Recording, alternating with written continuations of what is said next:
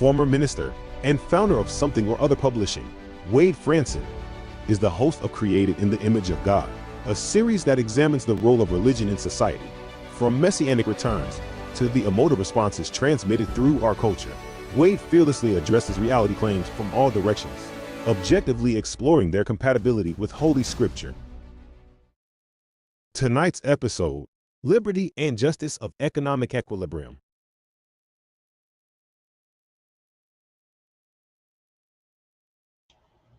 Hello, everyone. It's Tuesday night, time for Created in the Image of God, the role of religion in society.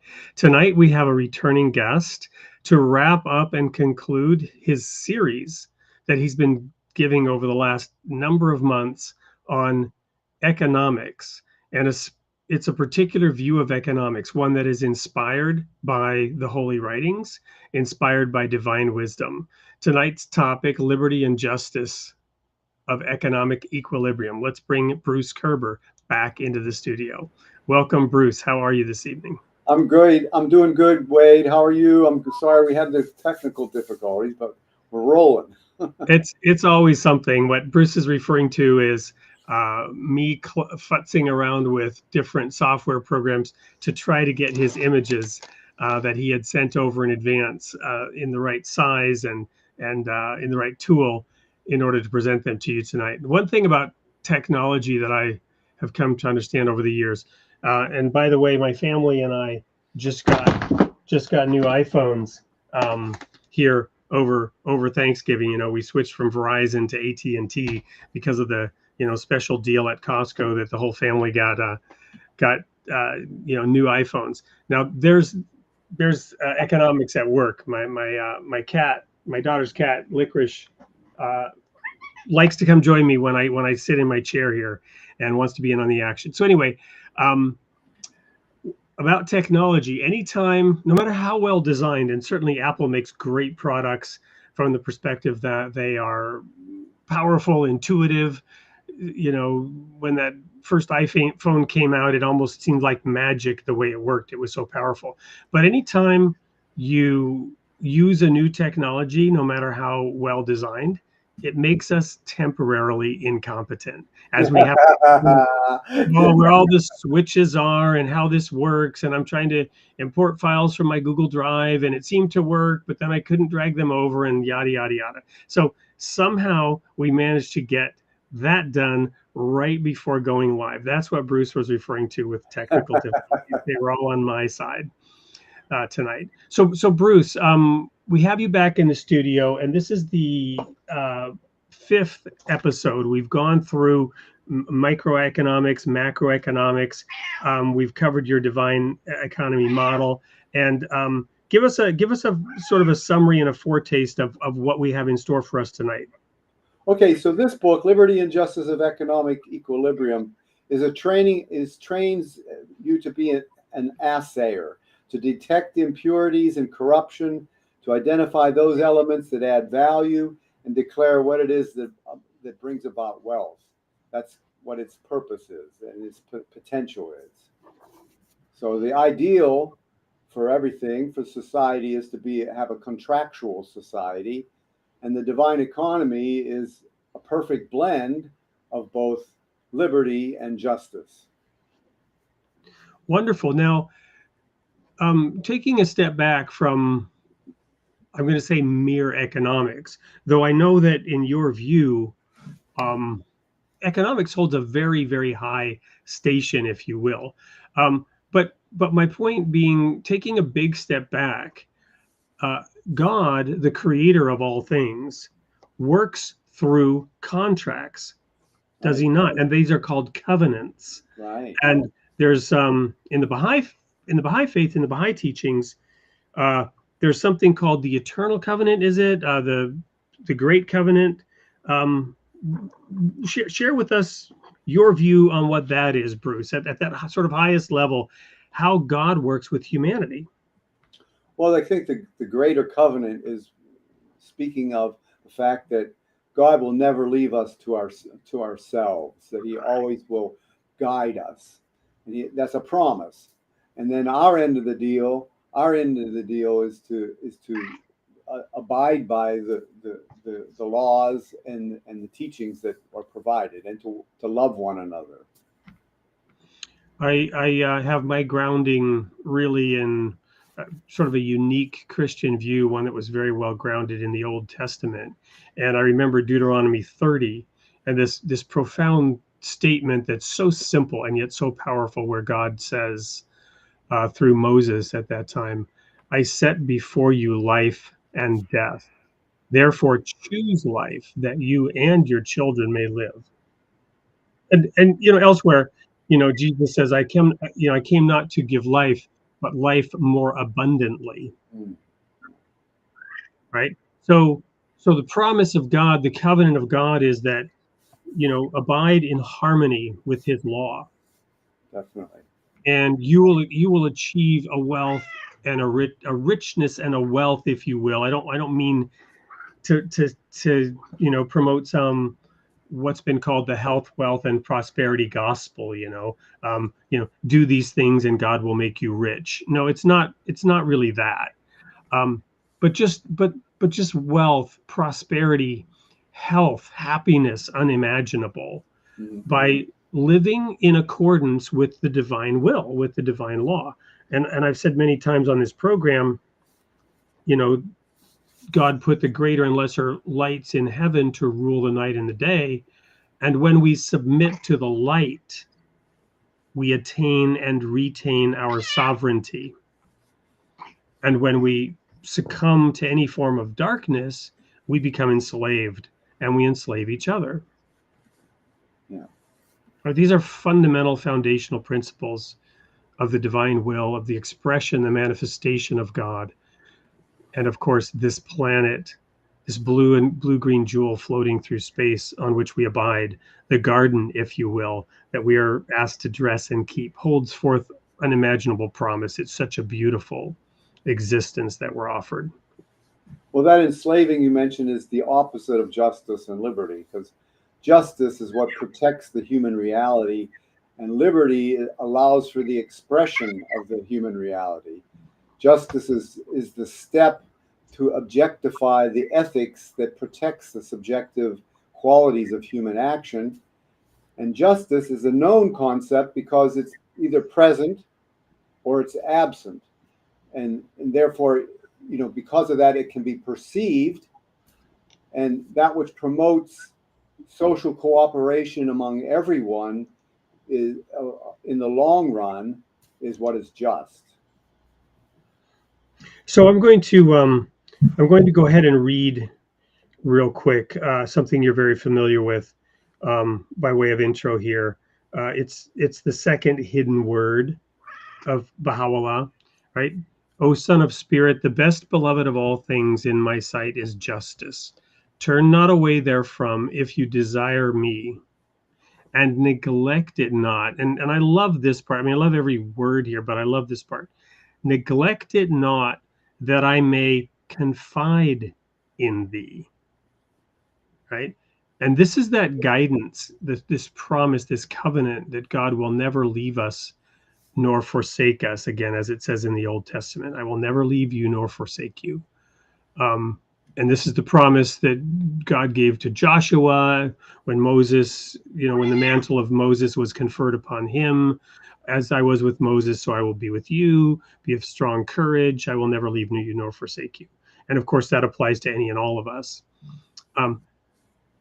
Neglect it not, that I may confide in thee. So by applying our mind, our spirit, our heart towards this idea of justice and seeking it out, setting it before our eyes as the best beloved of God, God then confides in us, guides us, helps us to achieve and attain that justice.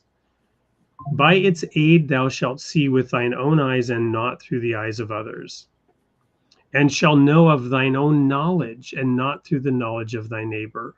One of the challenges of this world today and of society is everyone virtue signaling and telling us what is right and what is wrong, what to believe, who to vote for, who not to vote for. The media spinning every imaginable situation and incident to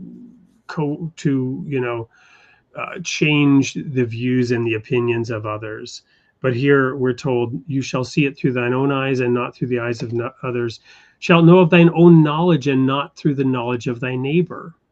Ponder this in thy heart, which is what we're doing right now openly, pondering it, thinking about it, reflecting on it. Ponder this in thy heart, how it behooveth thee to be. Each one of us looking at ourselves. Verily, justice is my gift to thee and the sign of my loving kindness. Do we think of justice as a sign of loving kindness? Set it then before thine eyes.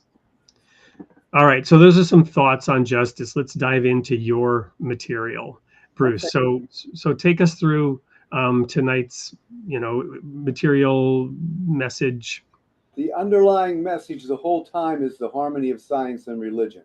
Okay, so the human sciences, there's a certain inseparability between economics and ethics, between liberty and justice, and between law and order. Those are all encompassing, and they're all interconnected. And that's the thing about the sciences and the religion, and science and religion being in harmony. All these things are all part of the same creation, and we're trying to figure out where we fit in that.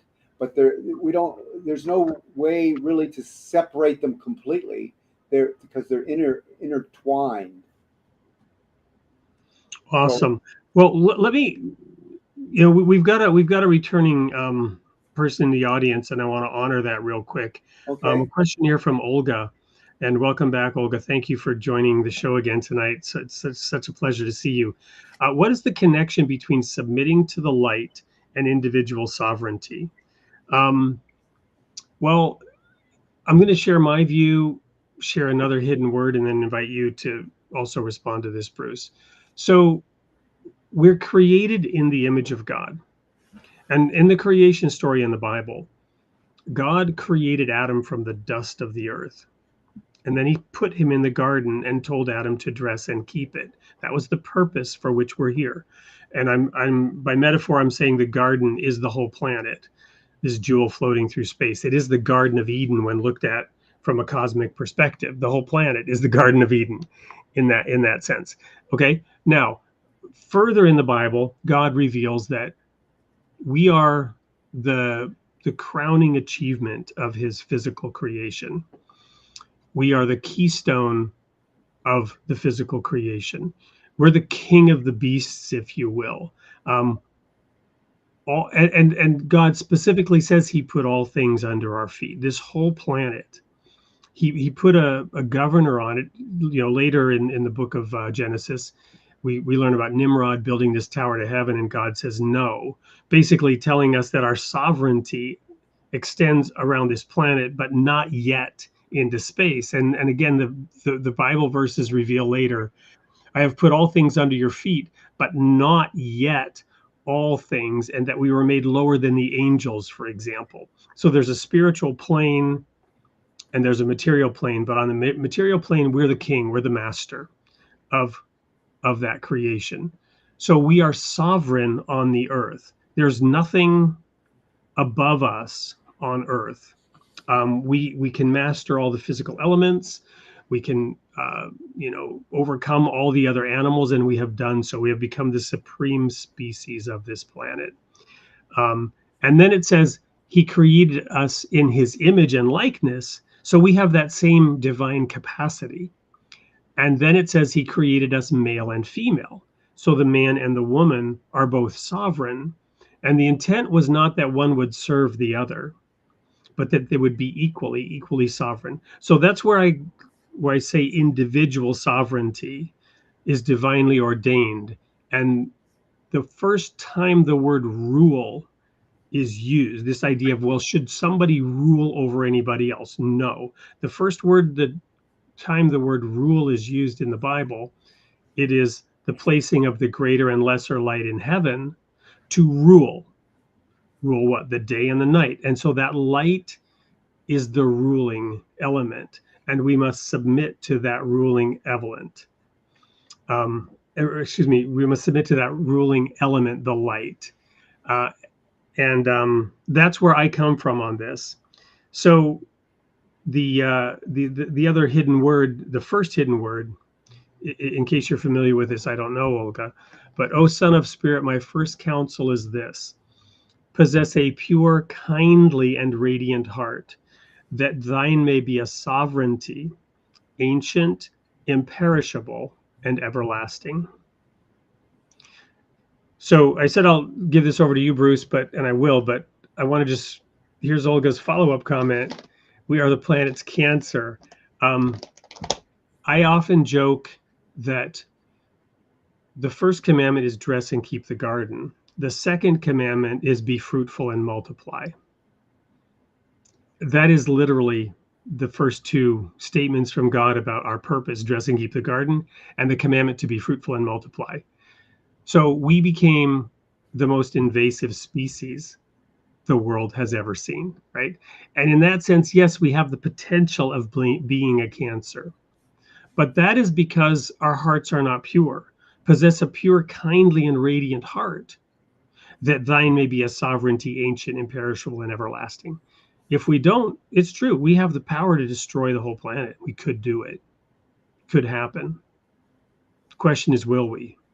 Are we really doing that? Or are we checking ourselves? Are we self-governing? Are we submitting to the light?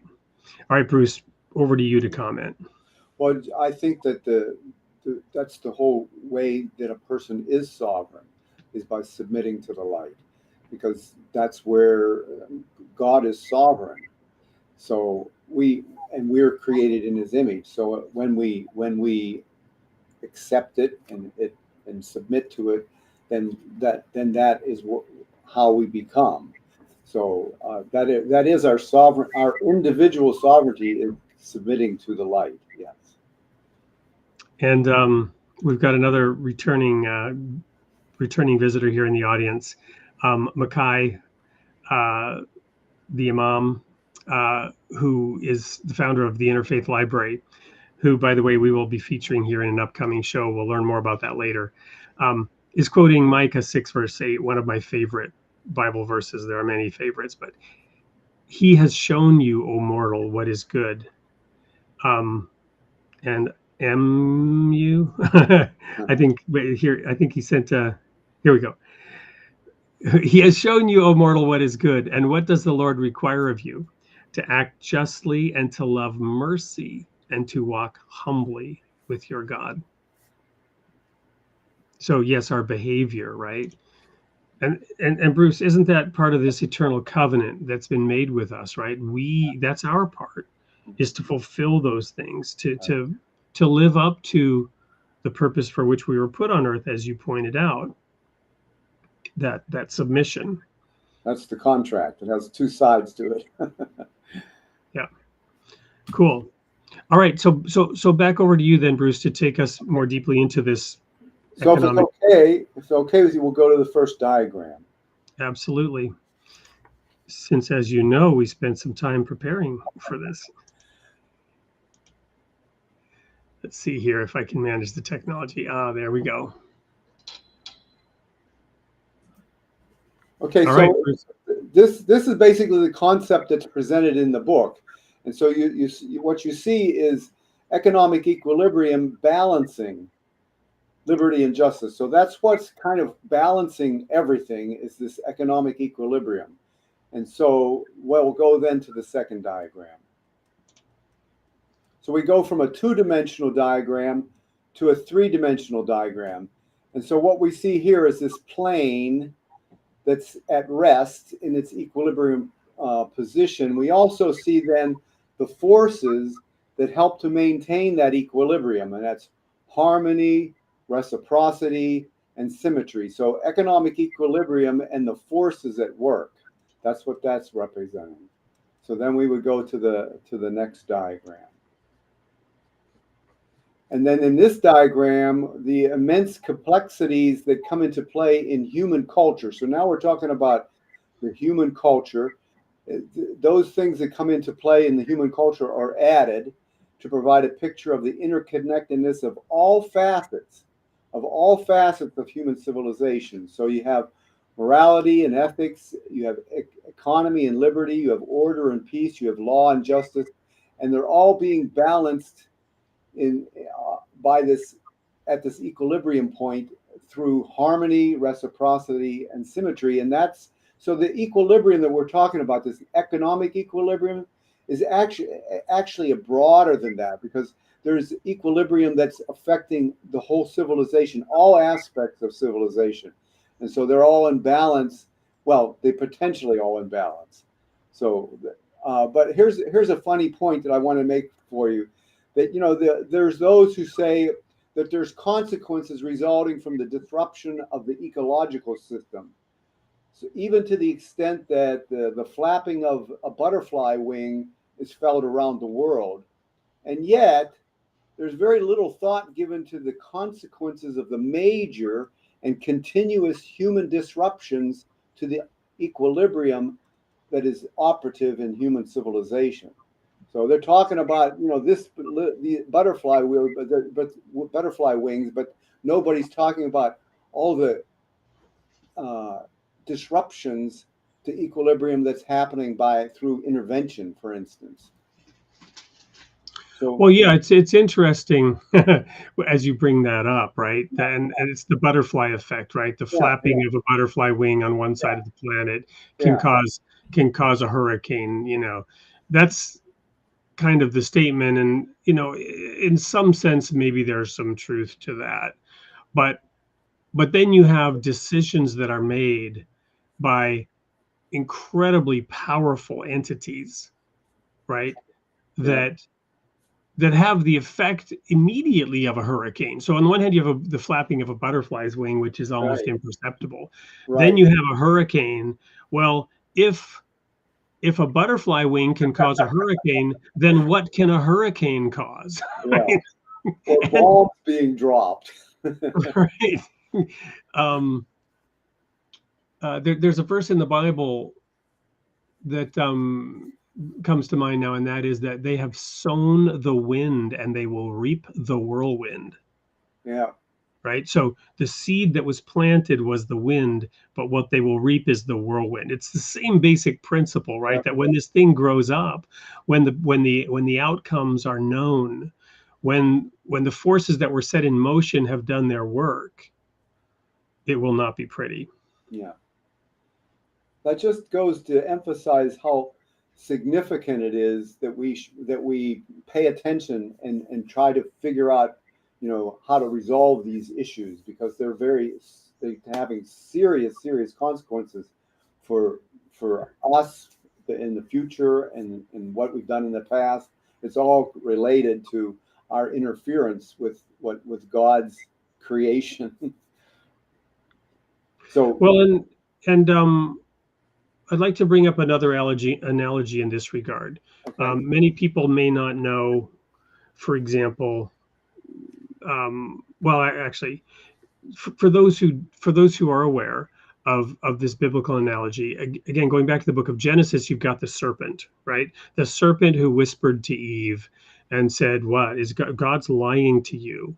He's trying to withhold something good from you. You should go and take of that fruit.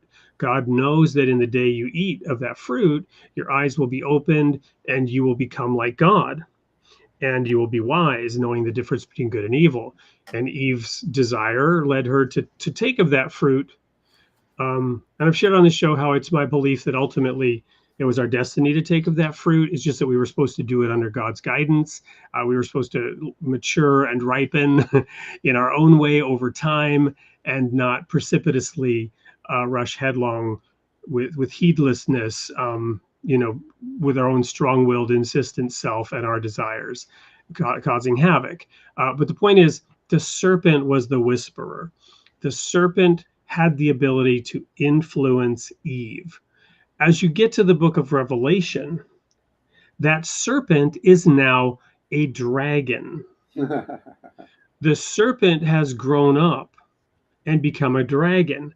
How did that happen? Well, the seed that was planted was Eve and Adam listening to and going along with the serpent's whisperings. When people begin to move away from the light, they then influence their children and influence their neighbors and influence their tribe and influence their city and influence their nation. And when political power is given to these bad ideas, that's when the dragon emerges, right? So, for example,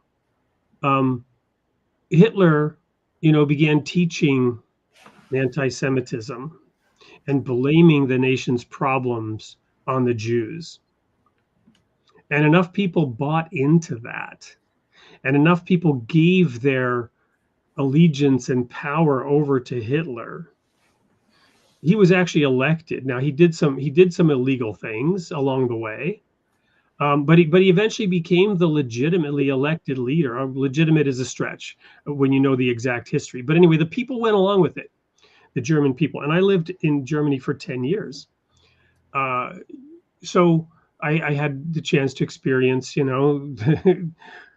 what it was like to be in that nation and some of the after effects of all that. Anyway, the point is, Hitler assumed political power and was the driving force behind World War II. That was the dragon waking up because enough people bought into a bad ideology and gave it power. Right. So that's how the seed that's planted grows up. That's how we plant the wind, we sow the wind and reap the whirlwind. So Bruce, what I'm really saying is this does matter, right? Right. This is not just theory. Right. It is theory, and these diagrams are interesting, and they're dense. There's a lot of information packed into them. But what you're doing is trying to educate us on underlying economic principles to help cleanse and purify our thinking around materialism, right? Materialism held in balance and equilibrium. You want to go to the next diagram? I want to take a break and quickly share one of the videos because we've been going on. I've been pontificating a lot. And I think the video also gives a nice insight and overview. So we're gonna share a video here about Bruce's work, and we'll be right back. Don't go anywhere. Everyone wants a better future, but how do we get there? Throughout history, laws have been a guide, but somewhere along the way, ego and greed took control. What happens when law loses its connection to fairness and humanity? It's time to reconnect justice and freedom, to rebuild systems that support balance and prosperity for everyone. Economic justice isn't about control, it's about cooperation. And when we embrace it, incredible things happen. This book is your invitation to think differently, to see how freedom can lead to balance, and balance can lead to peace. The answers are simpler than you think. Let's find them together. Liberty and Justice of Economic Equilibrium by Bruce Koerber. Available now. All right, so that's the book we're talking about, and so those diagrams are a part of the book. So right before the break, we had discussed these concepts at a high level and began going through Bruce's diagrams. So we're going to continue now with diagram 4. Yes. And let me go ahead and present again.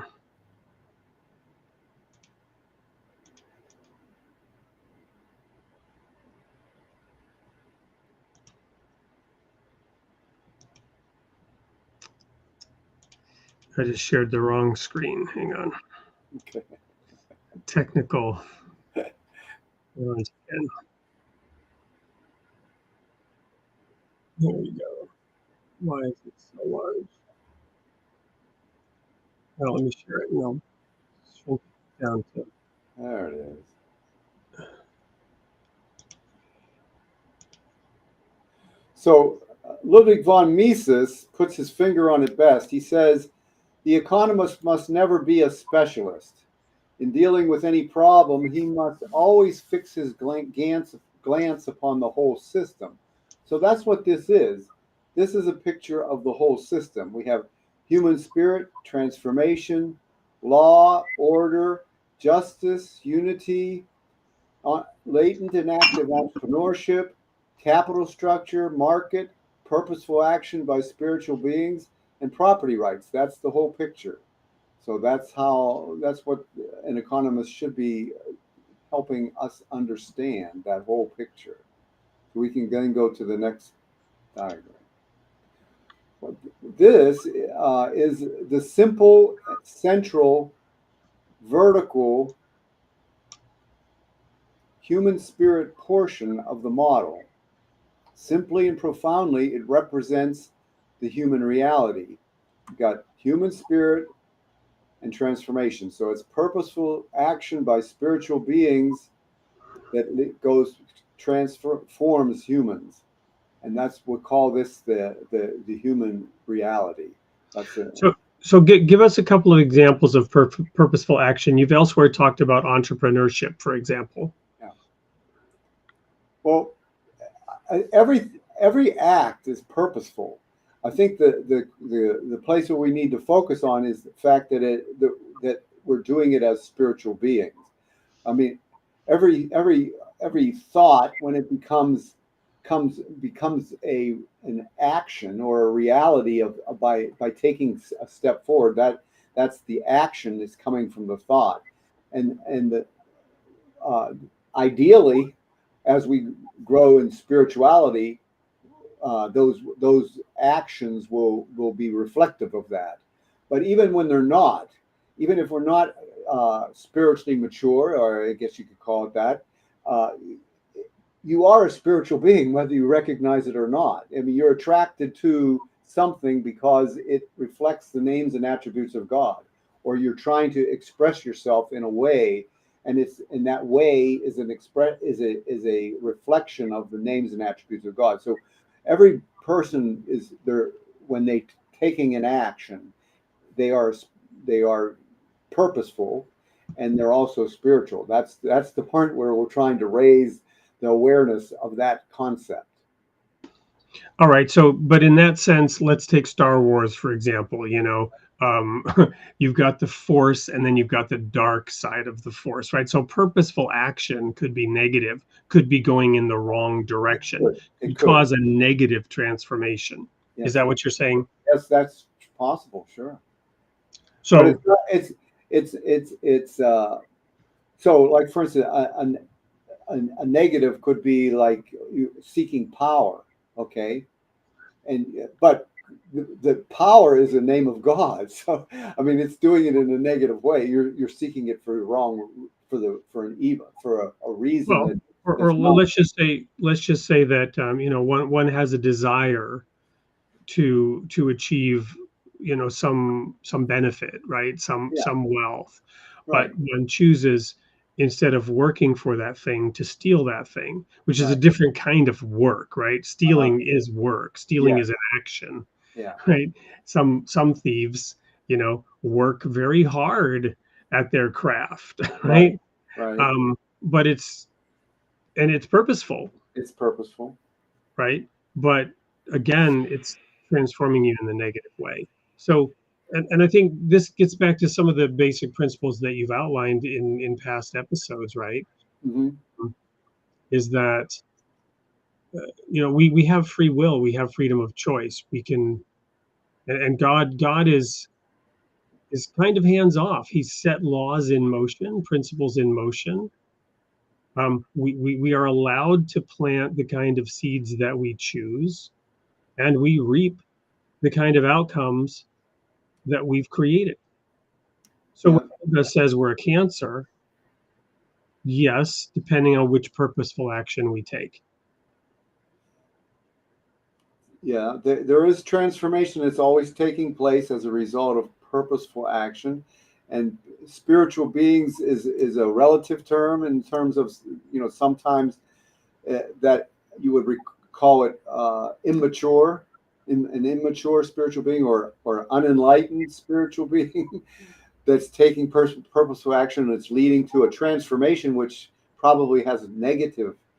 Maybe not negative for them, because if they're a thief, they it might be they increase their wealth, but it's negative the effect on others is negative. So the transformation that's taking place is happening, and it has different, different outcomes.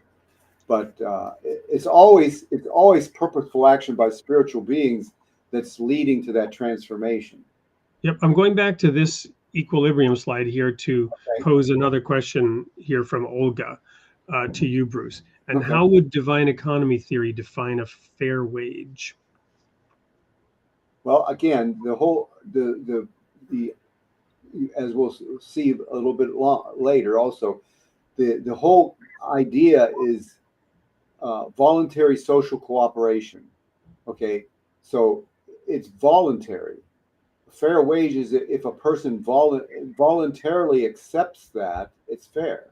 But no matter what anyone else thinks, if I accept a wage, I'm doing it voluntarily. That's fair. Right. So again, I think Olga's question, I'll try to address it this way. Some of you may be familiar with the analogy of an onion, right? And the layers of an onion, that you peel the layers of an onion off. In the end, there's nothing there. But it's been posited that in a way we live inside an onion, right? With all these layers that have been built around us. So this question of a fair wage comes from within a society that has these layers of history built upon it, right? Going back thousands of years, there was this thing called indentured servitude, right? Bruce, you're familiar with that, I'm sure, right? In which somebody would agree to work for 7 years in order to achieve something, right?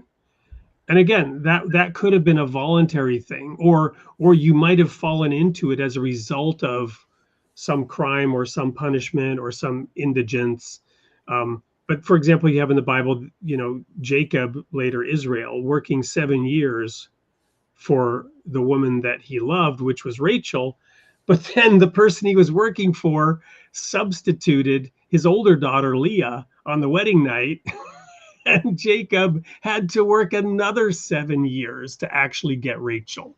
And he complained later that Laban had changed his wages 7 times because this kind of deception went on and on. But Jacob himself was a deceiver. The name, Jacob means heel catcher because he wanted to be the firstborn even from the womb, according to this story, to get the birthright and so on. So the Bible is full of these stories about the human condition, right? And you say, Bruce, we'll call it human reality. The problem is, as we go over time, systems of systems get built up, and the wage earner, right? Some 16-year-old, they're sovereign before God, right? But depending on what kind of family they come from, they have to make certain kinds of choices, and certain other choices are not available to them, right? You can go work at a fast food place for minimum wage, or like my daughter, she, while in high school, took some classes where there were kids with special needs, and she chose to help those kids with special needs. And she was then put in a program where she was working and supporting those children with special needs because she liked doing it and she did well with it. That ended up on her resume. So as a 16-year-old, she got a job as an aide to a family with an autistic daughter, and she's making well over minimum wage already at 16, based on having made certain decisions and certain choices. So Olga, all this is a very practical, real world example, and I'm not just sitting here. I am praising my daughter because I'm very proud of her. But we made certain choices. We helped her make certain choices, and those choices benefited her. It's not that the economic theory defines what that wage should be, but it defines that you are the agent, you are the protagonist. Right. You have to work your way through and make these. Am I explaining it properly, Bruce? How would you correct me about your theory here? No, I agree. It's just basically.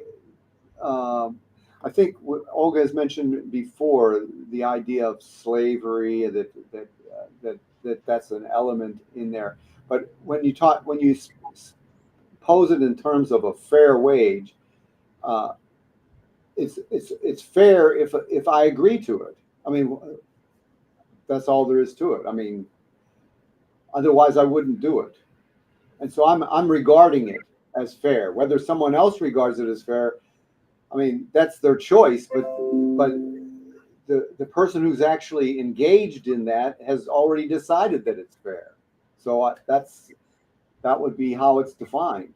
If an individual agrees to it, it's fair. That's a contractual society, by the way.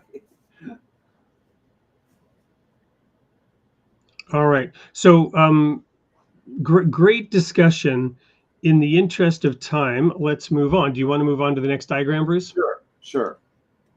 So here, what we're talking about is the origin of law. Law is discovered, and what we have as evidence of that is the natural sciences.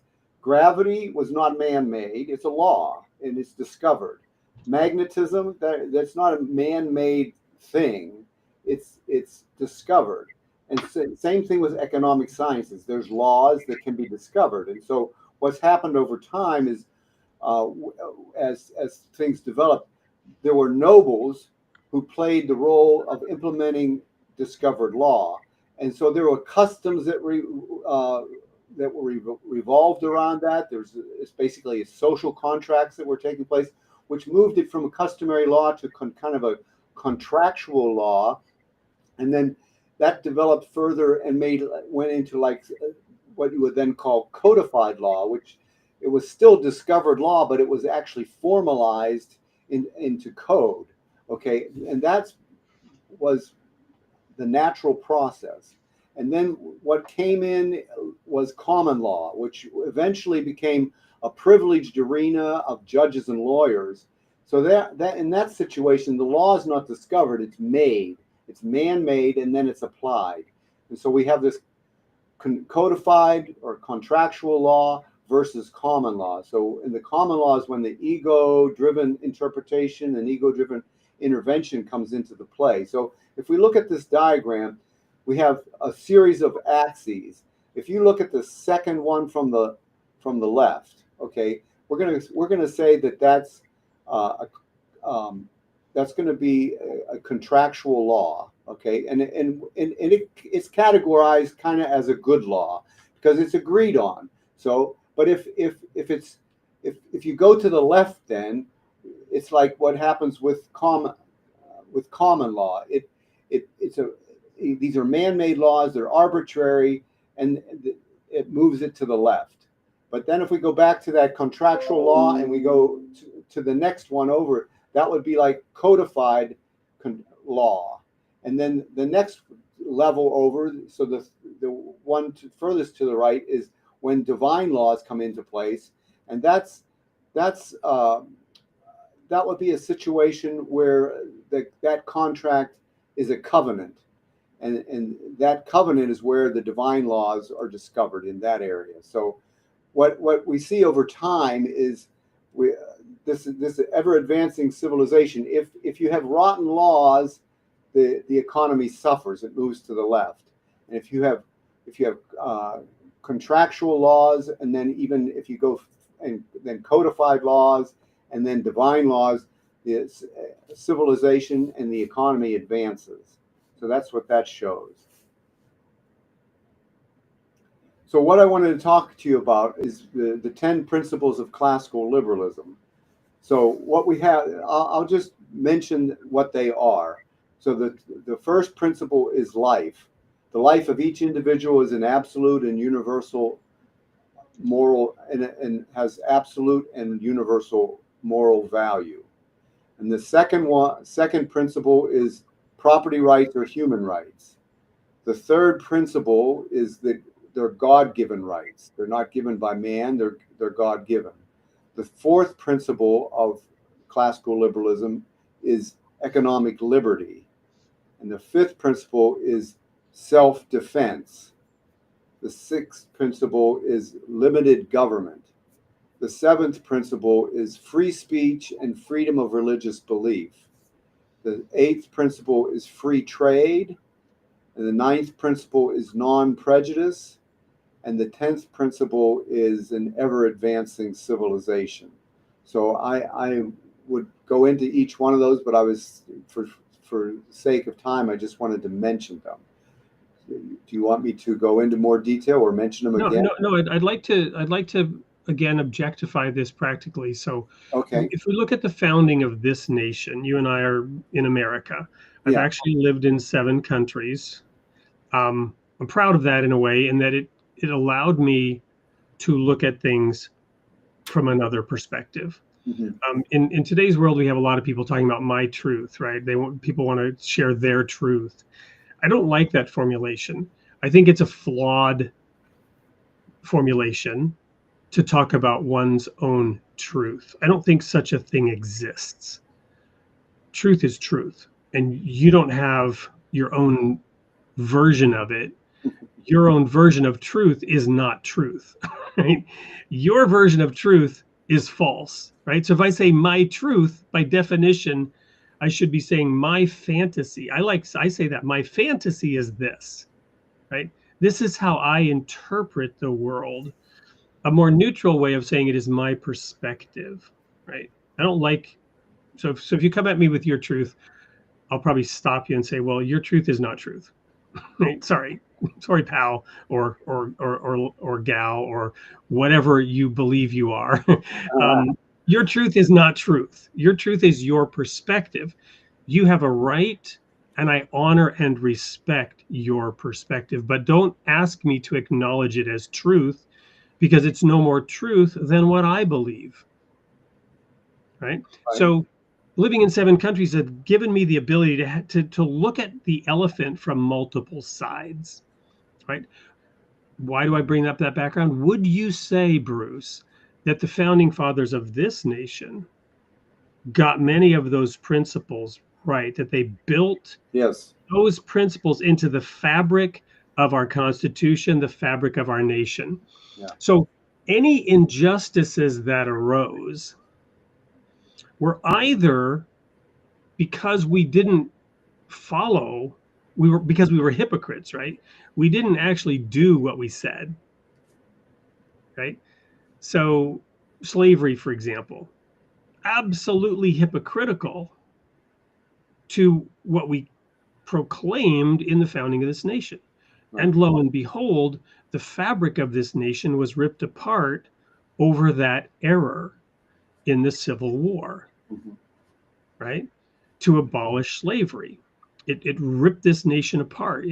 It was such a fundamental hypocrisy that it had devastating consequences, and more men died in that war than any other in this nation's history. To correct that flaw, that error of hypocrisy that was accepted by society, right? Having said that, still the fabric of this nation's Constitution was an achievement in that ever advancing civilization, was it not? Right. Yeah. They were inspired by the classical liberalism thought that came from Western civilization of Europe. That's where they were getting the foundation of their understanding of what a good society would look like. So they basically were trying to implement these principles of classical liberalism, and they've been now, made clear what they are and put forth, and they can. I think it's pretty much a good foundation for a contractual society. All right, so let's move on, shall we, then, to the next diagram? Do you want to do that? Diagram 7, yeah. So basically, that diagram, this one here, basically just shows you how it all fits the principles of classical liberalism fit into this idea of economic equilibrium. So we have the balancing of liberty and justice. On the liberty side, with economic liberty, we have life, property rights, God-given rights, freedom of speech and faith, and self-defense. On the justice side, we have the free market, we have limited government, we have non-prejudice, and then that whole area, that's then balancing on this liberty and justice, which causes the carrying forward of an ever-advancing civilization. So again, this economic equilibrium fits right into the idea of classical liberalism and the balancing of this liberty and justice, like we had earlier. But this puts then the principles of classical liberalism into that formula. So I want to reintroduce, and Olga, by the way, thank you so much for these comments. I think it's really interesting that you're sharing these perspectives and helpful to us and to the audience. And I apologize to other audience members that were focusing on Olga's thread here, but it's almost like a little bit of a fencing match or a tennis match between the perspective that Olga's sharing and the one that we're explaining here. This gets back to that whole fair wage thing, right? I don't think they decide it's fair. They decide to accept because there's no other choice. I don't believe that's true, Bruce. Do you believe that it's true that there's no other choice than to accept that wage? Well, they could always choose not to. So, I mean, that's a choice. Everything you do, if you make a choice, you're making it because that's what you think is best for you. So that's, I mean, so that would be fair. I mean, if you choose not to do it, then your wage is zero, and that's a fair wage, you know. Or that's what you choose. You're making a decision about what path to pursue. If you make that choice, how can anyone say that you're not being fair in your choices? I mean, it's you know what, it basically it's someone else trying to decide for another person, and that's not, if we're talking fairness, that kind of goes overboard on that. I mean, let me ask Olga this question: if you made a choice and someone said that choice is not a fair choice, how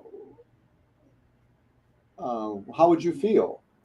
I mean, I think that you would say, well, I made the choice based on my knowledge of the circumstances, my personal, what's best for me. So it's not fair for you to judge me. So I would say there's fairness on the other side that we're not looking at. Well, so I think the issue here again, and this is why I brought up the onion analogy, right? You're living inside many layers of an onion, and there's probably a better analogy than that. But let me give a practical example. When I mentioned my daughter earlier. Well, guess what? My daughter's about to turn 17. When I was 17, when I was a junior in high school, I ended up living in a tent in Alaska. So my senior year of high school, I was tent boy. And what that meant was the weather was 20 degrees below zero, right? This is Alaska we're talking about. And I'm living in a tent with no water and no electricity. You might think I'm making this up or exaggerating. I am not. I chose, my choices were like this. I had some flexibility. I could choose which classes to take. I chose to take PE first thing in the morning so I could get a shower. And when I came out of the shower, I had to put on my tent clothes and I could smell what I smelled like, right? From living in the tent in these clothes.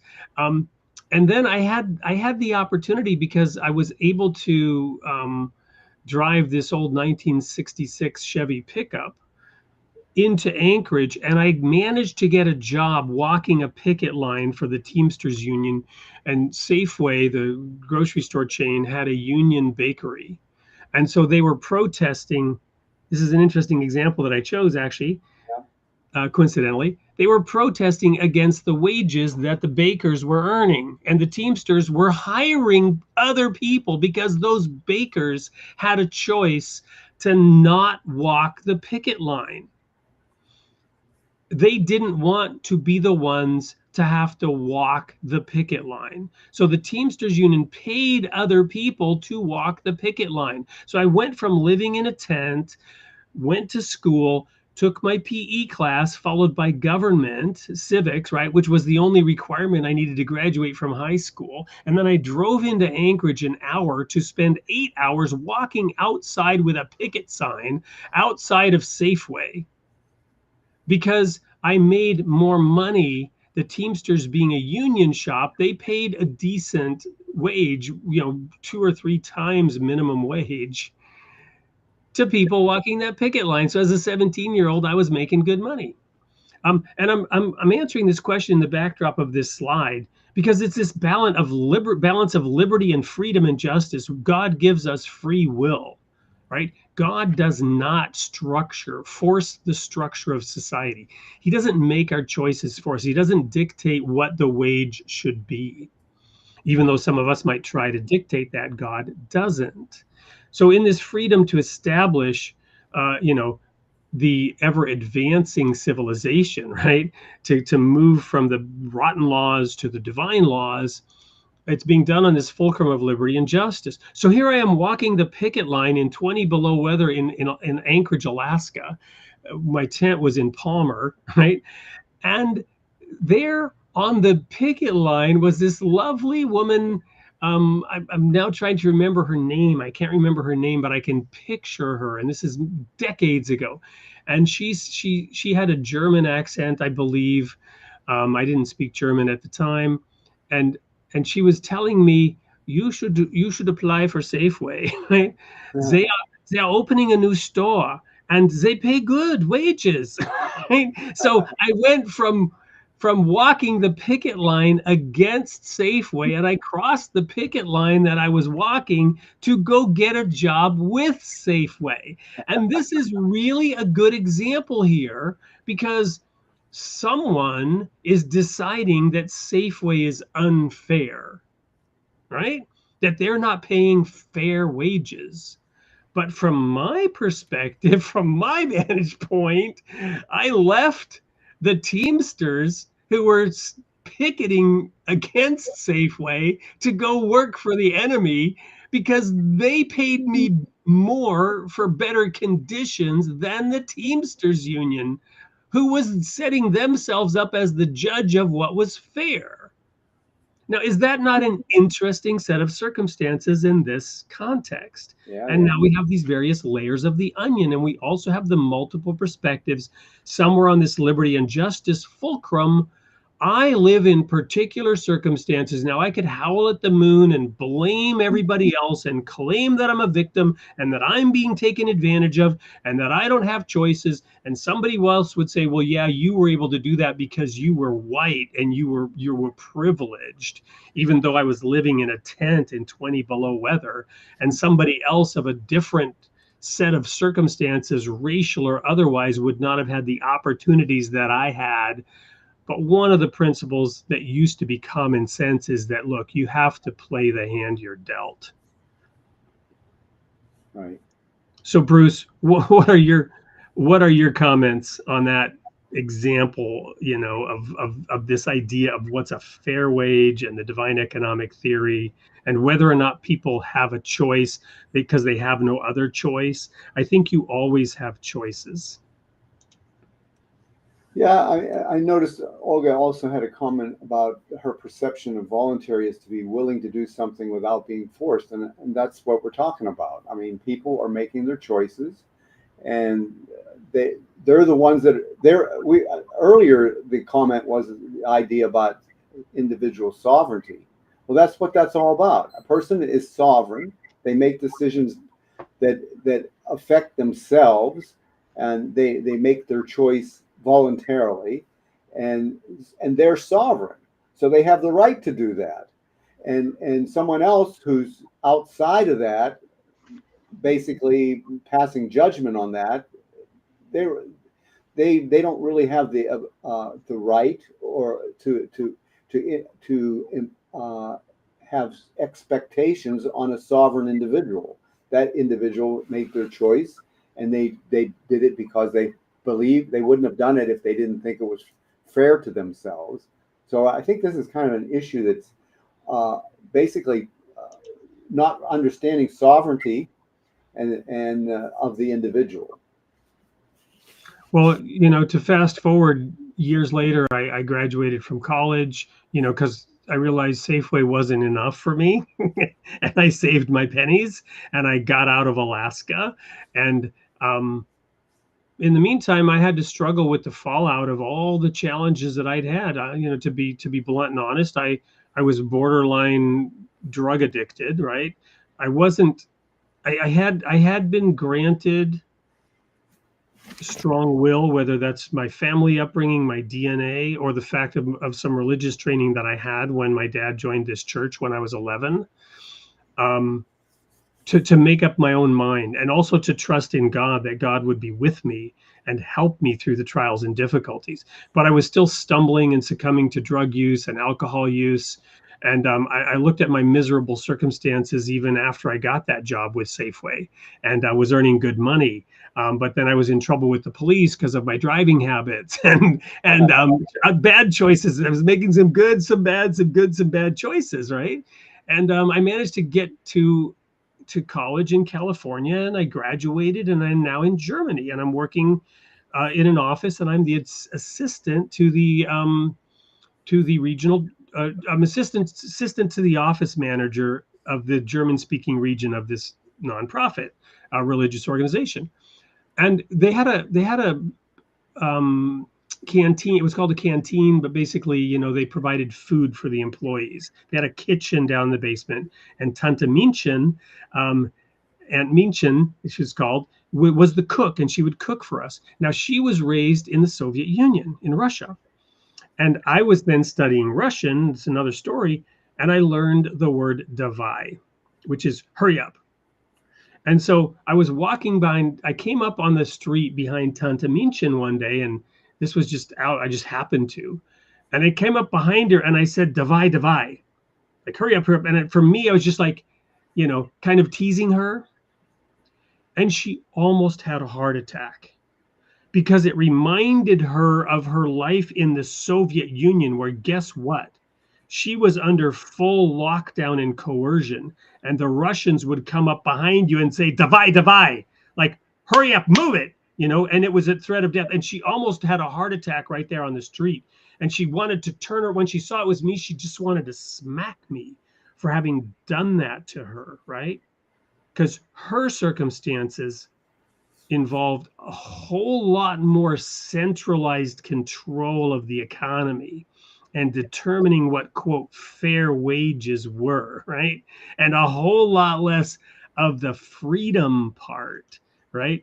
A whole lot less of the, I'm sharing this again now, of the liberty part, which ended up with a whole lot less of the justice part. True justice, right? Because there was no free market. There was not limited government. There were no property rights, because in communism, right, the ideology is you don't own property,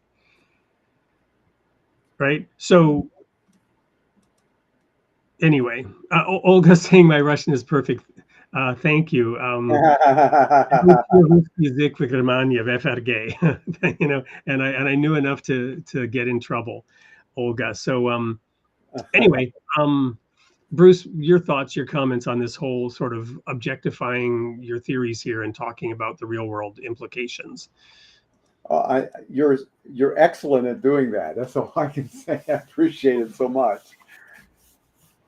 Well, I have diverse life experiences, I mentioned, living in different countries, to give me the perspective on this. I mean, when I was in Sweden as a child, 4th and 5th grade, you know, the Russian Soviet team was playing hockey against Sweden, which was the humanitarian superpower.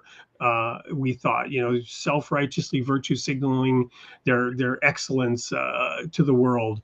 And then Canada was another great hockey nation, and I was born in Canada. So, you know, Sweden, Russia, and Canada being in the Olympic hockey, you know, that was whole lot more interesting than, you know, the Bronx playing the Packers right here in America, right? Because there was this ideological warfare being played out on the hockey stage that I, as a you know, as a 9 and 10-year-old could feel viscerally, could experience that this was an ideological clash that meant something.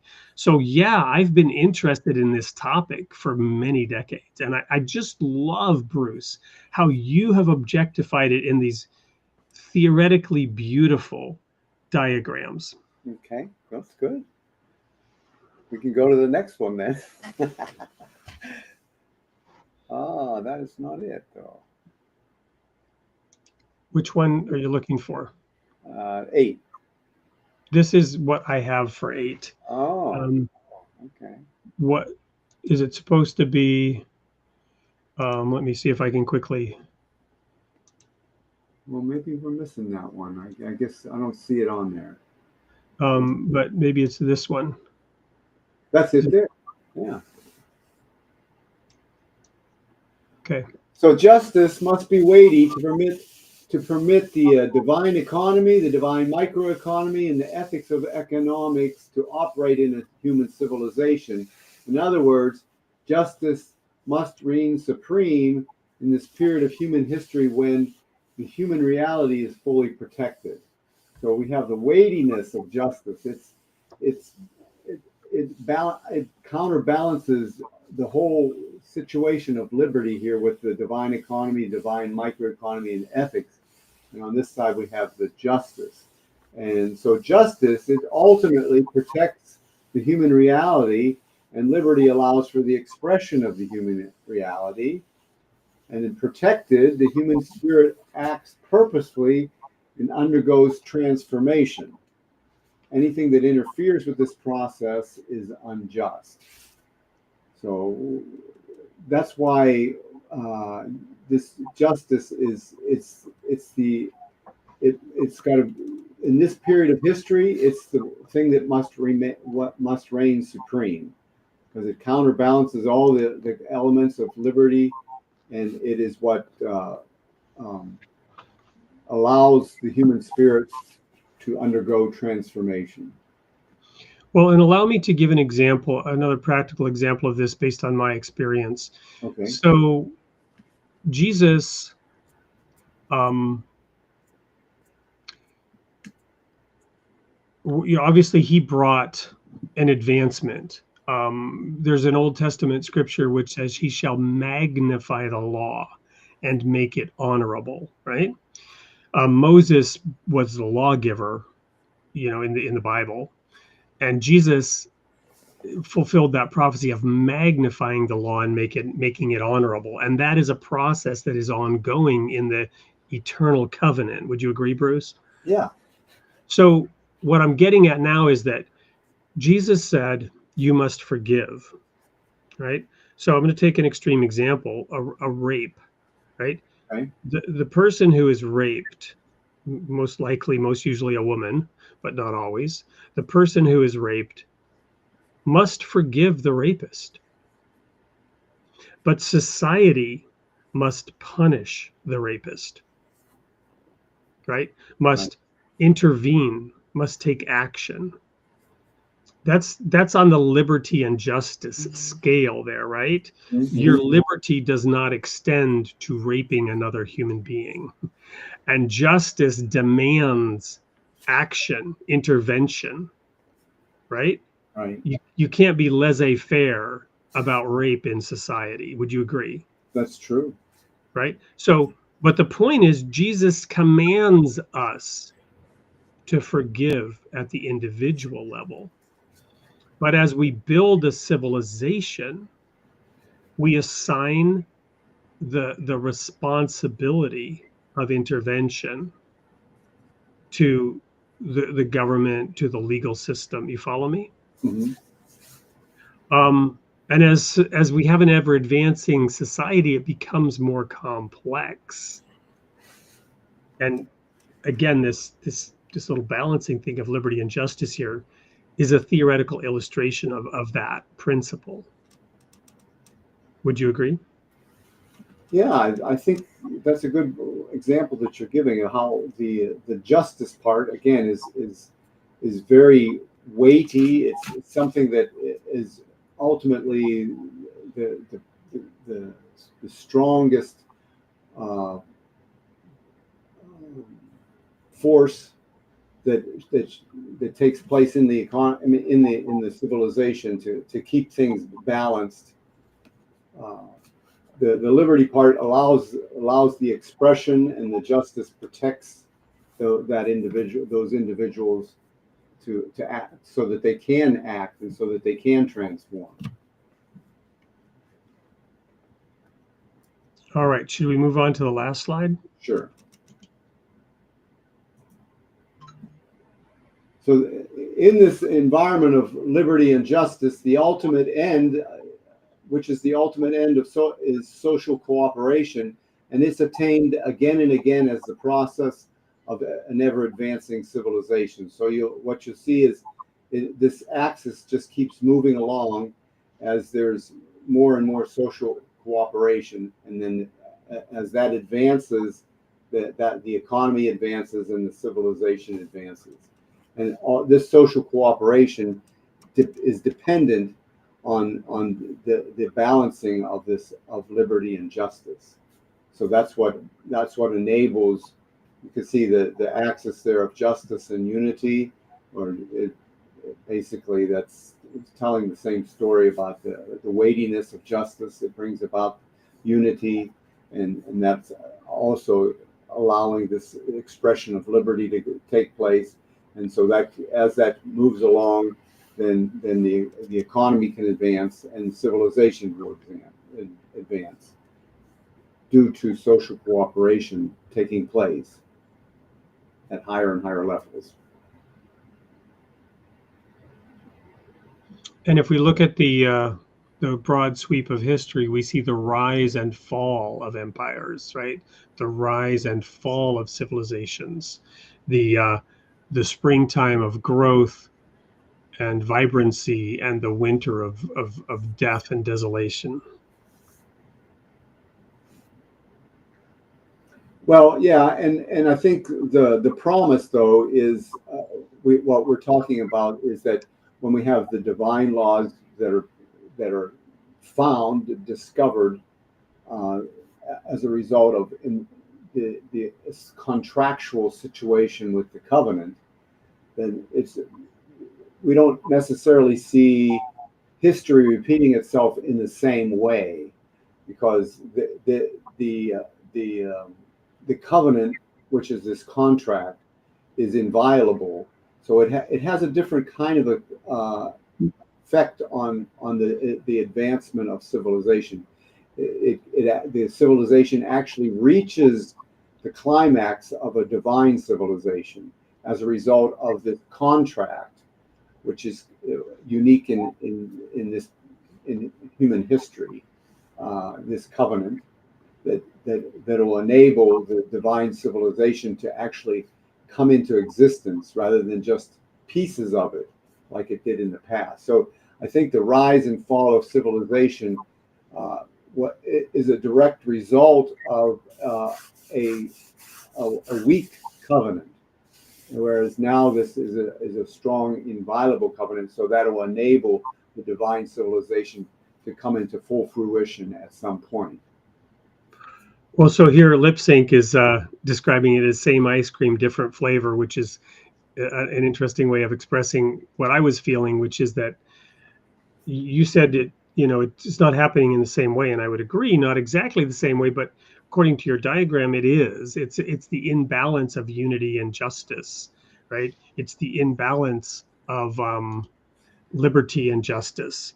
It is, the imbalances of some of these 10 principles, right? That is the cause of the decline and the collapse of that civilization. So it's different versions of the same phenomenon happening. Well, except that what I'm mentioning here is that we're living in a different period in human history where the two problems that have caused all the social diseases, social problems, are ego-driven interpretation and ego-driven interventionism, and both of those through the means of science and the means of religion have been abolished. Now, whether it's going to take a while for mankind to realize that and to understand that, but that's the truth of the matter, that those two things have been abolished, so that their effect on this rising and falling of civilization will be basically disappear. Well, to the degree that people follow the law, right? Because you can abolish all you want. There's an interesting comment. I'll go back to it here and there are many comments we've skipped over. Again, we can't go through all of them, but it's an interesting comment here by Mackay. The 13th Amendment did not abolish slavery. It was a mirage that marked its continual usage by using the word except. Today, slavery is known as the prison industrial complex. That's a deep topic for another day. But I wanted to honor that submission in the comment section. But my point is, you can pass a law; it doesn't mean people will follow it, and doesn't mean that the society will follow its own rules. We recently had a president pardon his son, and the Justice Department of his own administration wasn't happy about that, right? And we recently had an election in which it was said that nobody is above the law, and it was the side that's currently in power that was using that argument arguing against the election of the other side. But now that same side is illustrating that, well, when it comes to us and ours, we are above the law, right? So my point is that you can make laws, and we'll go back to your slide about the rotten laws and the good laws.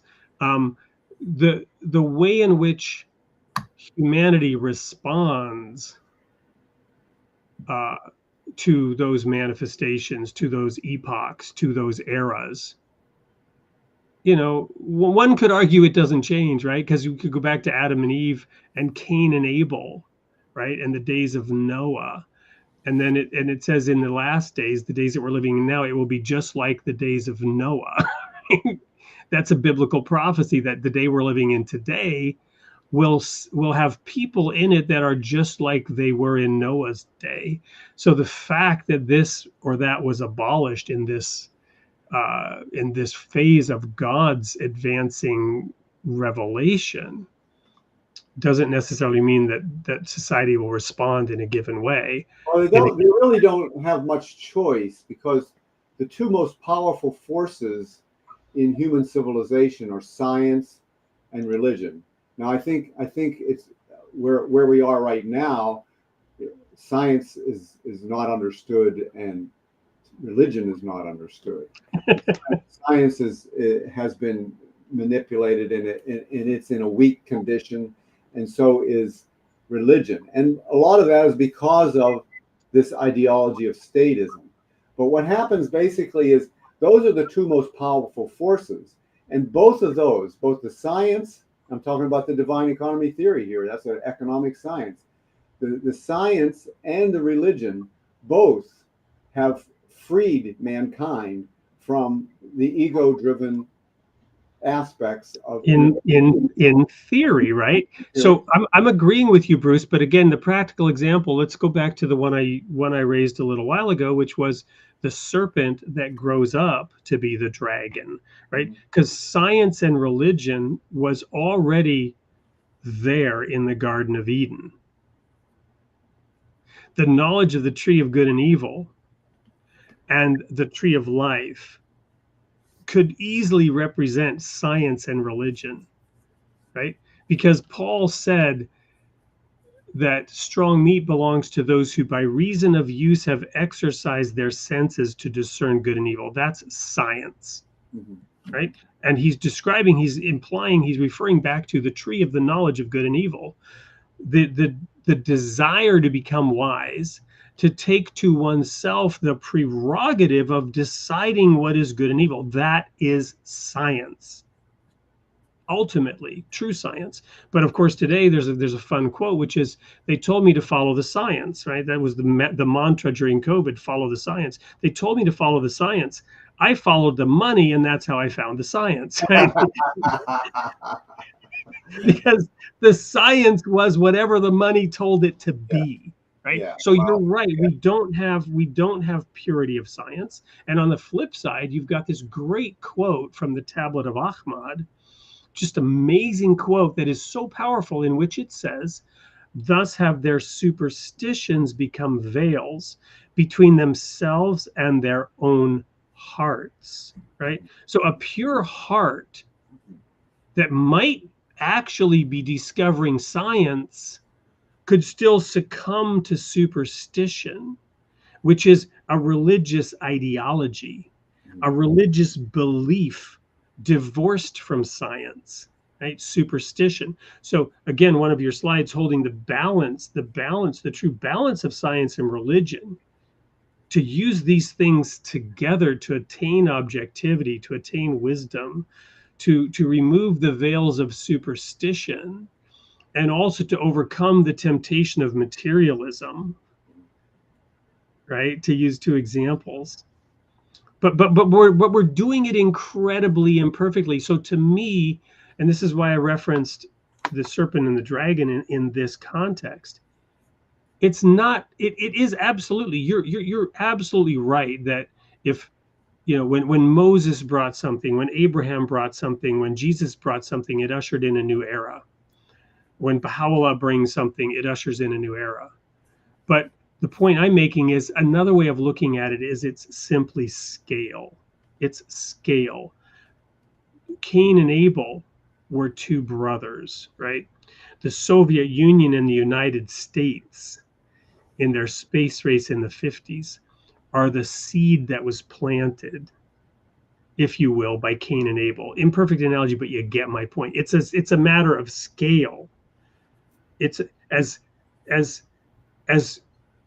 more as we fulfill the commandment to be fruitful and multiply, and fail to keep the commandment of dress and keep the garden, the species aggregates up at this scale, and we create these layers of family, of village, of tribe, of city, of school, of state, of nation, of federated nation, right? The United States is a federation of 50 states. A state was the word for nation.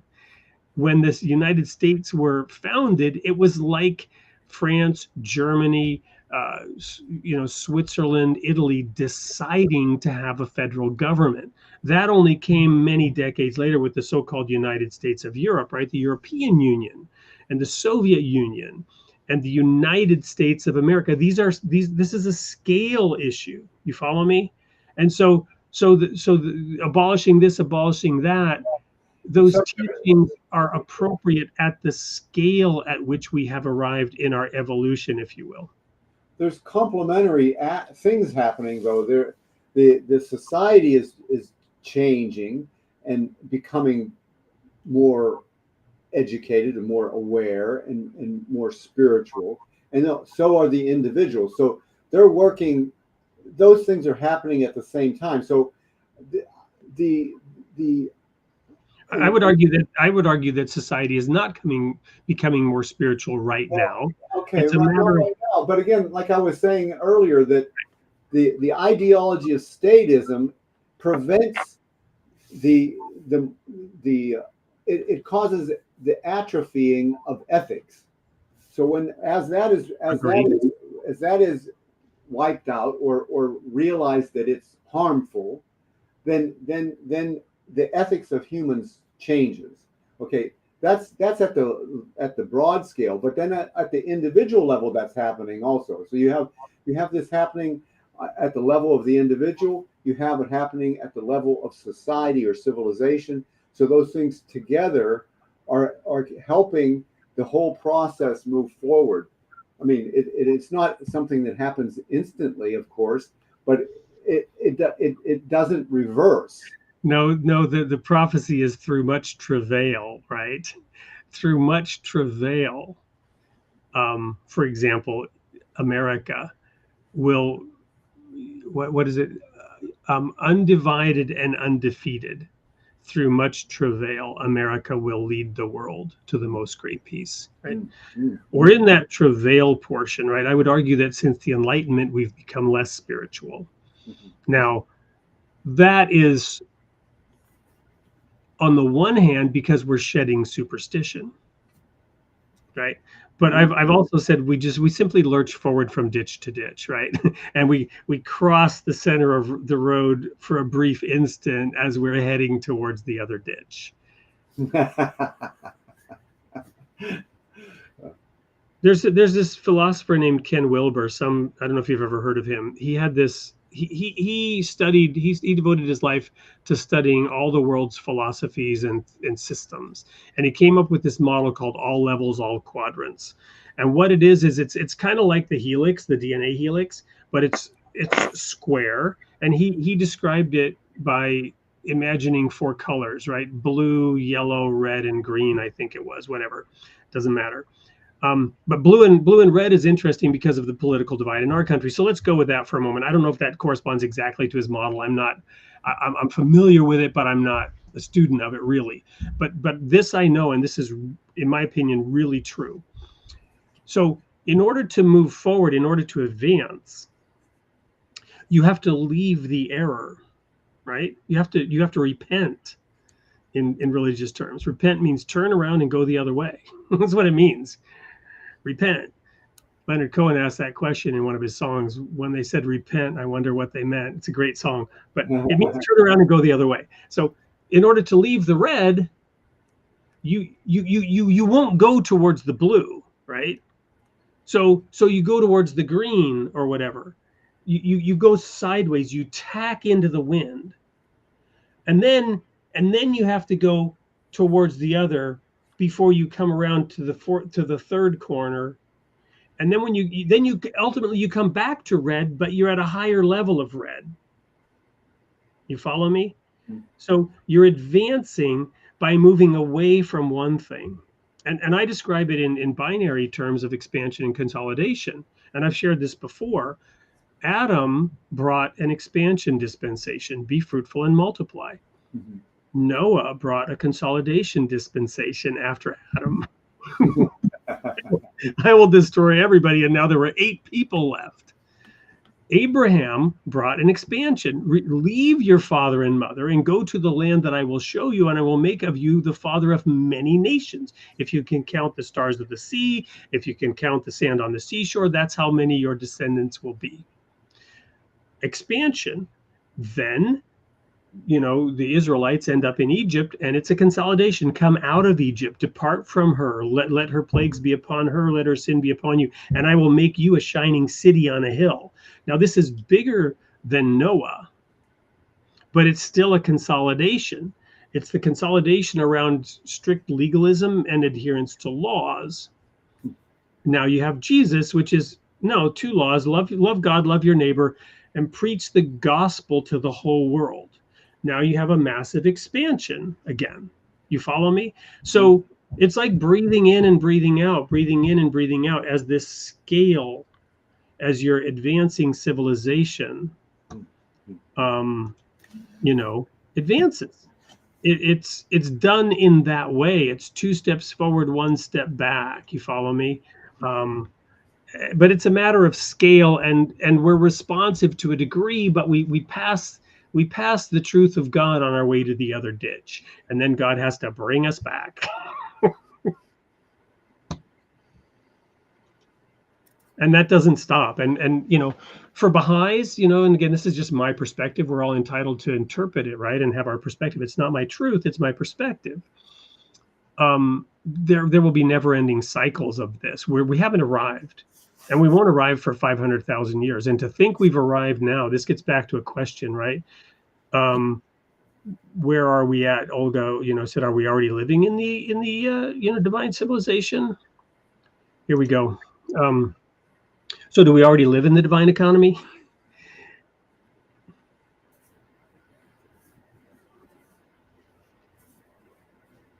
Well, the divine economy is the reality. We just don't know about it. We're trying to learn about it. That's how the world works. I mean, the divine economy is basically the providence of God. You know, one of the things I was saying is the core understanding of the divine economy is trust in God, because God gave that to us, and that's how we can become prosperous and build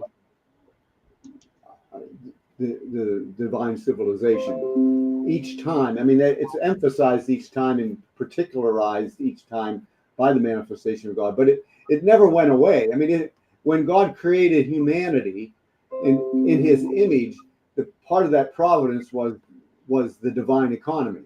That's what it is. It's the means to bring about the ends, and the ends is the divine civilization.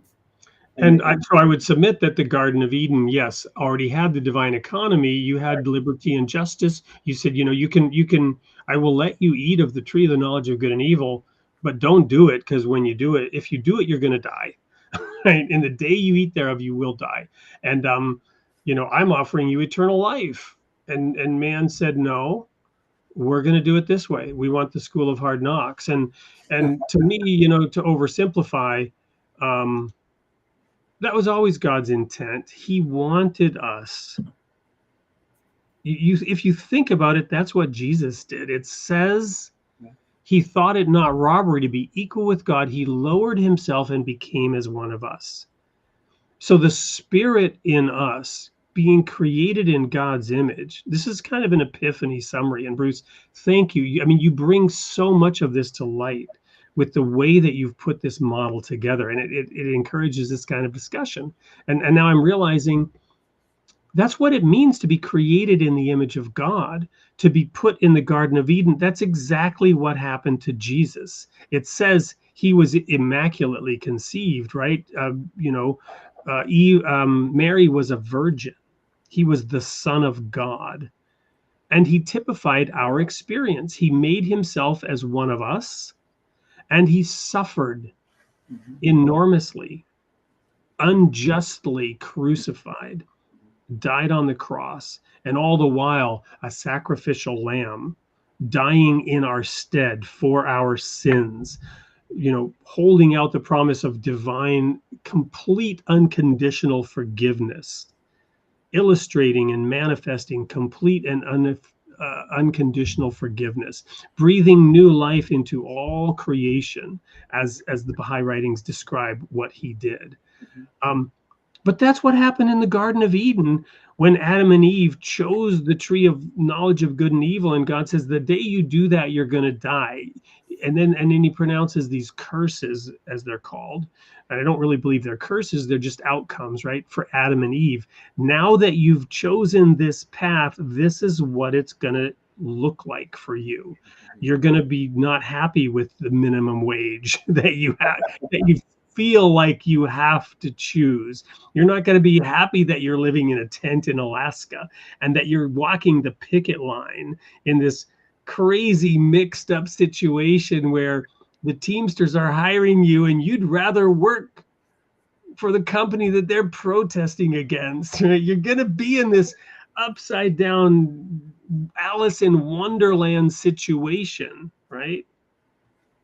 Caught in the riptide, figuring it out on your own, trying to apply the laws of God in a world where you must love your fellow human beings, you must be your brother's keeper, you must build a society built on unity, but the people will be your biggest challenge, your biggest problem. Other people will be the biggest thorn in your side, and yet your mission impossible, should you choose to accept it,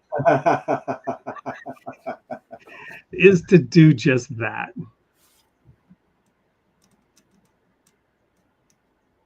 I don't know. What those are my concluding thoughts for tonight, Bruce. What do you have to share here at the end?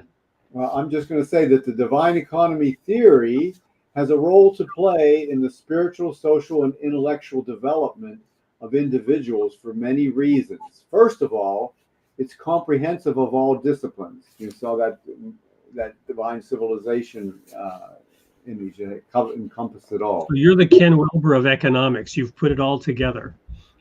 What? I was talking about Ken Wilber and his all quadrants, all levels. You're the Ken Wilber of economics. You've put it all together. Yeah. Well, the divine economy theory is comprehensive of all disciplines from its very beginning to its end. And it's all about creating an environment of liberty and justice so that the flow of knowledge is always at its maximum. That's the thing that happens, though. This knowledge is infinite.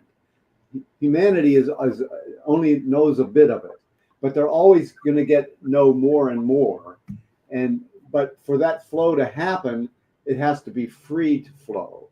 And that's why the divine economy theory is so powerful, because it shows that you have to eliminate the intervention so that the flow of knowledge will happen, so that ethics can change, people can develop ethically.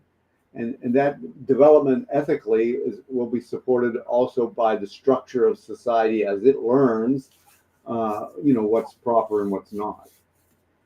And Crackers, who's made a few comments over the course of this show, is saying, I'm not positive, Will. I would invite you to unpack that a little further and we can address it. Meanwhile, we're way over time, but Bruce, this was so, for me, fascinating and energizing and inspiring to just dig into this fundamental view that you've put together. So thank you for that. I just couldn't stop. But while Crackers thinks about unpacking this, explain what you're not positive it will. Okay, give me more, and we'll address that in a second. Meanwhile, I'm going to play the sneak peek for next week's show, so we'll get that out of the way. Here it is.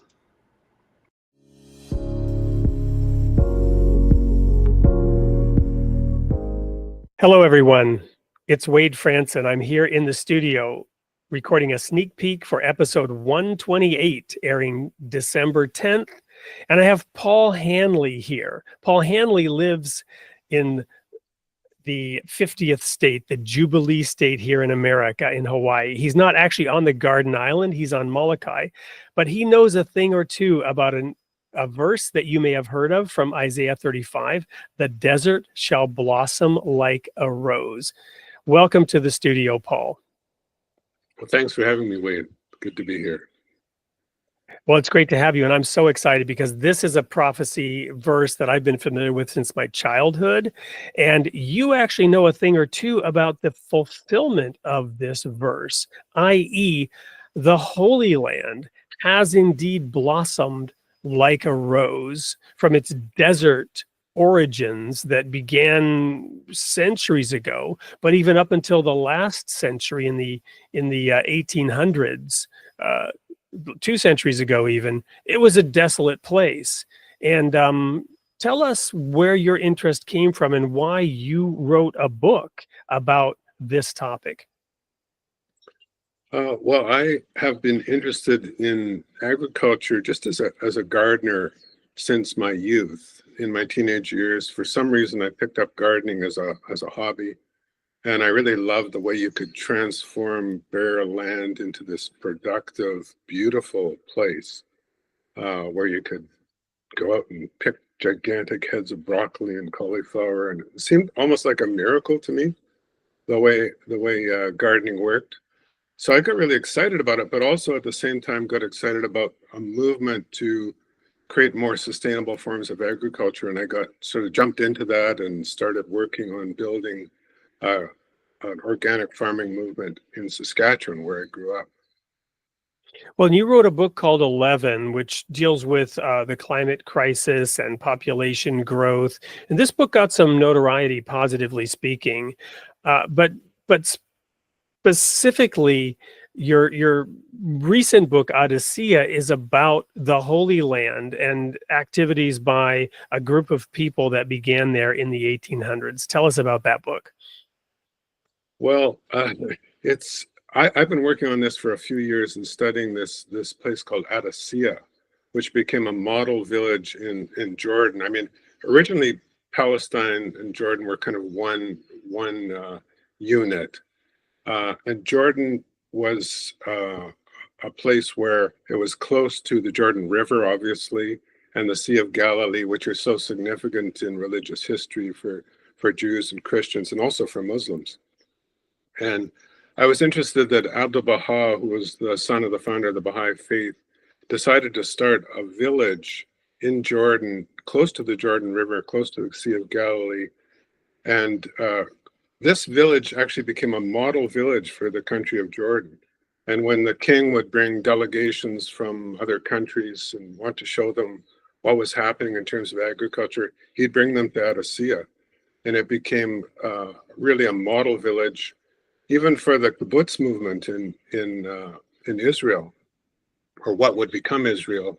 The kibbutz members would come to Adassia and see how they did things and take those practices back to their kibbutzes in Israel. So it was kind of both for the Israelis and the Jordanians, it became a really great example of turning the desert into a garden. Well, I actually was on a kibbutz in 1981 at Ramat Rachel when I was on the City of David archaeological expedition. I have an intense interest in this, and you, audience, should also have an intense interest in this. You do not want to miss episode 128, airing December 10th at 8 p.m. on Created in the Image of God. We've just scratched the surface of the vibrant soil. We've just looked at the tip of the iceberg. We've just picked one apple, one avocado, or one pistachio off the tree. But in this episode, we will dive deep into the prophecy of Isaiah and what happened in the Holy Land and the role that Abdu'l-Baha and the Baha'i community in particular played in the fulfillment of these prophecies. Can't wait to see you there. Be there.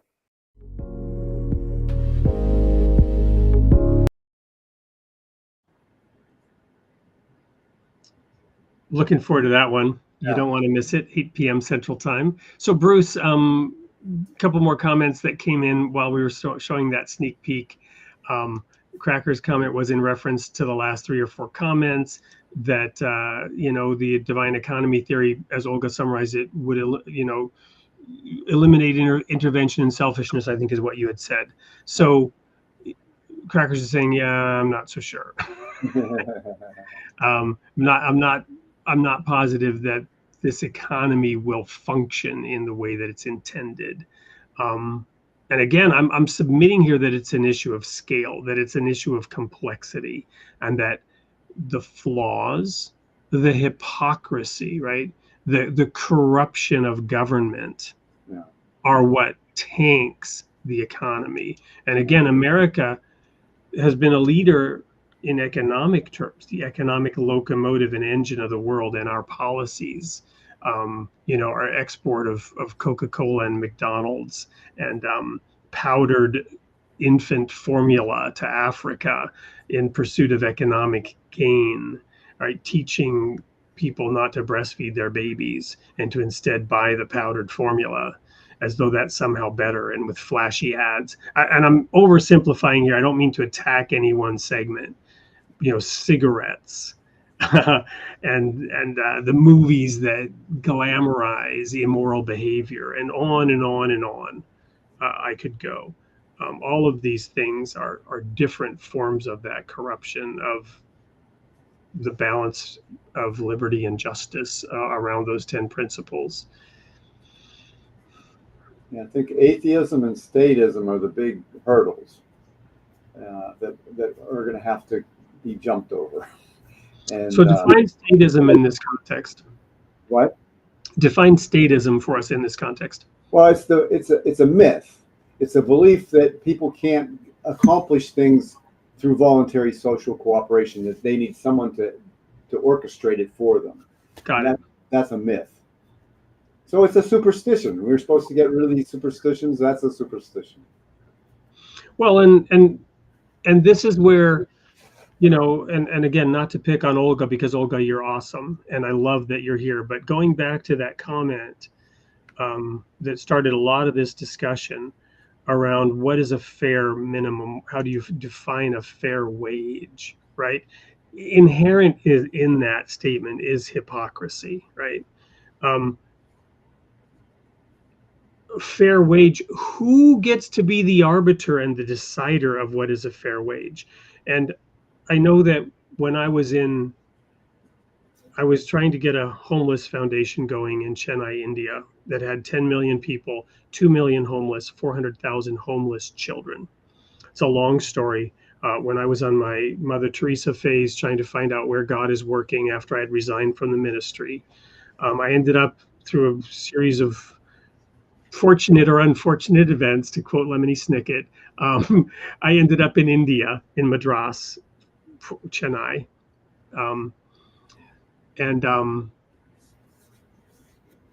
What I realized was, I'll oversimplify here. It's oversimplified, but it's nonetheless true.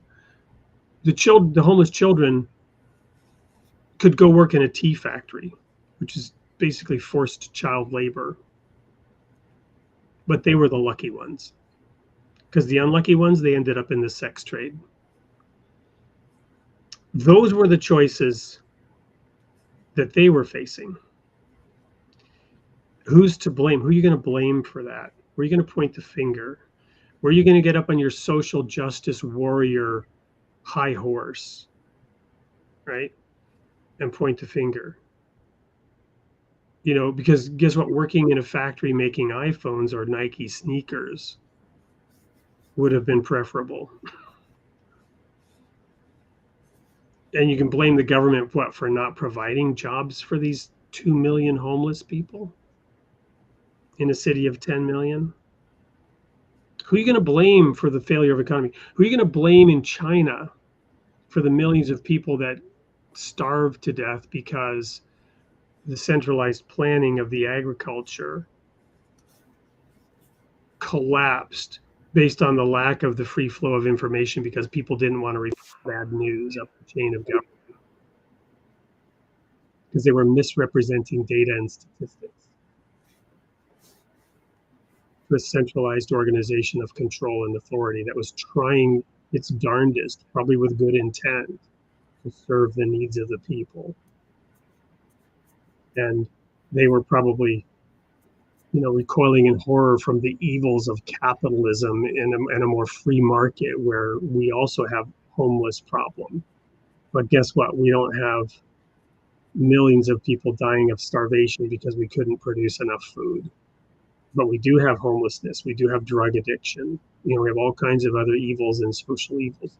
This is perhaps where you would say, Bruce, it's a different variation, but the themes are the same, right? Of not balancing liberty and justice. Yeah, and the human civilization equilibrium is broad. So the fact, and I think one of the points that I can make here is that what I was saying earlier, that when there is the ideology of statism in place, then morals atrophy. So that ethical part of that equilibrium balance, that plane of equilibrium, it's way out of balance. And so you're going to have all kinds of social issues that result from the lack of ethics. And the lack of ethics is related to the interference with the equilibrium by interventionism, by the ideology of statism. So you can't cure these things if you don't stop what's disrupting the or this imposing things on top of that are disrupting the equilibrium. You have to stop the disruptions. Which gets back to what you said, Bruce, earlier about religion and science, right? That in this day, those two things are being called out, and in that sense purified. Our attention is being drawn to them, and we do have more tools at our disposal, more knowledge, more enlightenment. Secrets in that sense have been revealed and unveiled that could enable us, should we choose to do so. There's that word choice again, right? Well, Bruce, just thank you. Thank you. And this concludes the 5-part series, and I'm glad we took extra time. But for the audience, rest assured, Bruce and I will be talking about where we go next, and we will have Bruce back, I am sure, to the degree that you're willing, Bruce. I want to also pre-announce, this is the first announcement, we're in December now, we will be rebranding and relaunching this show in January. And I'm just sneak peek for those of you, those faithful of you who are still here, all 86 of you still out there in the audience, down from whatever it was, 150, 200 at the peak. Thank you, thank you. Here's the sneak peek. Created in the image of God will stay the same. But rather than the role of religion in society, which is broad, vague, theoretical, I'm honing in on something much more specific. So here's the new theme. You're the first to know. Created in the image of God, building vibrant communities through intellectual coherence and spiritual commitment. That is the new branded theme. We're working up the new, intro video.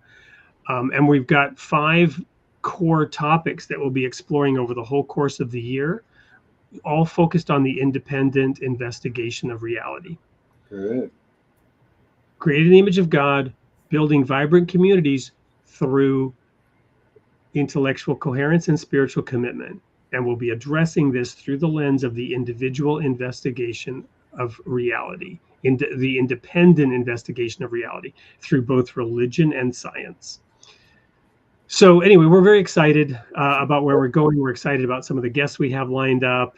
We're excited about the transition into that and a number of new things that we're doing.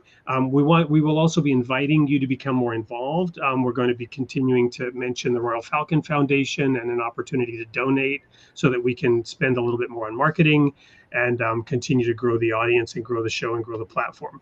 We're partnering with Planksip in Canada, which is an international media company. We're partnering with the Cameron Journal, which is a social commentary and cultural relevance platform, neither of which is religious. We got philosophy and culture on, but we're expanding then a podcast network to where we give more opportunities to our guests. So we have a whole host of things planned, and I just want to thank the guests and the loyal audience that are helping us do this and spread the word of all these wonderful guests, especially you, Bruce, tonight, for a record 5th appearance. I don't know that we've, other than Daniel Sanderson, who was a co-host, I don't think we've had anyone on that many times. And it's been a wonderful journey with you. And we will have you back again if you're open to it. I'm open. Thank you. Well, good night, everyone. And we'll see you all next week.